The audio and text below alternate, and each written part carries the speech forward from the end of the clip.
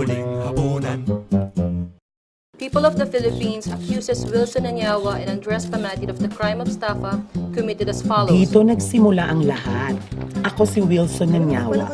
Itong si Andoy, assistant Ano yung ko. mapili, yun ho yung lalabas sa komersyal. Artista na lang sa akin natin, oh!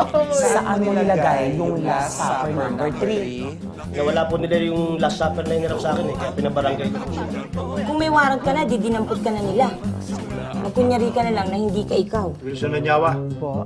Ay, hindi po ako yan ha. Yung friend ko po yan. Yung estafa ha, 5 years yan. Saan po? Ay, edi sa kalabuso, saan pa? I pray your honor that this be marked Exhibit A. Ayaw naman po namin siyang patayin. Objection! Attorney, makukulong po ba kayo? Hindi ko na alam. Pulido kasi yung testimonya nung kabila eh. Diyos ko, saan na kaya napunta yung last supper number 3? Huling hapunan.